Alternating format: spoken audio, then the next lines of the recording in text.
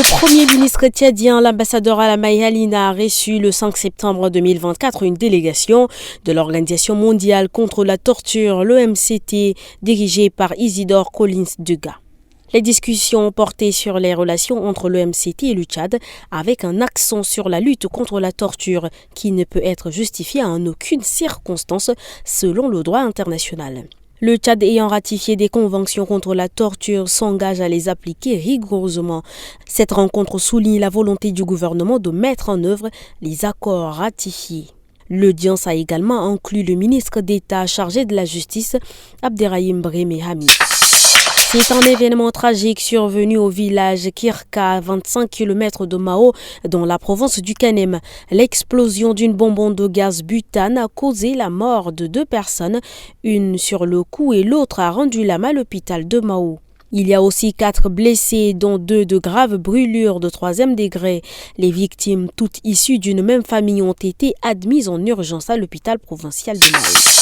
Le ministre de la Santé publique, Dr Abdelmadid Abderrahim, a présidé le 5 septembre 2024 l'Assemblée générale du Haut Conseil national de coordination HCNC pour l'accès au Fonds mondial dédié à la lutte contre le sida, la tuberculose et le paludisme. Lors de cette réunion, les membres ont examiné et adopté le règlement intérieur de l'Assemblée ainsi que divers documents relatifs aux subventions et à la société civile. Dr Ngariam, coordonnateur du HCNC, a annoncé que les subventions de GCC débuteront en janvier 2025 avec une demande du Tchad déjà acceptée.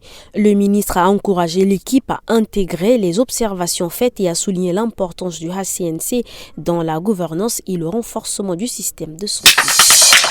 Le ministre de l'Eau et de l'Énergie, Passalé Kanabé Marcelin, accompagné des techniciens de son département, a reçu en audience ce jeudi M. Radin Verma, directeur général de Greenville LNG, une entreprise basée au Nigeria. Les échanges ont principalement porté sur la construction d'une centrale à gaz d'une capacité de 50 MW en N'Djamena. Le ministre a donné son accord de principe tout en invitant l'entreprise et les cadres du ministère à poursuivre les discussions techniques afin de définir les faisabilités du projet. La dernière évaluation semestrielle du rapport mondial sur les crises alimentaires de septembre 2024 révèle une situation alarmante au Tchad où l'insécurité alimentaire aiguë atteint des niveaux critiques. Avec une augmentation de 26% par rapport à l'année précédente, environ 25,6 millions de personnes au Soudan et dans les pays voisins dont le Tchad font face à des niveaux élevés d'insécurité alimentaire pendant la période de soudure de juin à septembre. La crise est exacerbée par des conflits prolongés, des déplacements massifs de population et des conditions climatiques extrêmes. Le Tchad, déjà confronté à des défis structurels, subit les conséquences de la famine qui touche les régions voisines, notamment le Soudan, où des millions de personnes fuient vers des terres déjà vulnérables.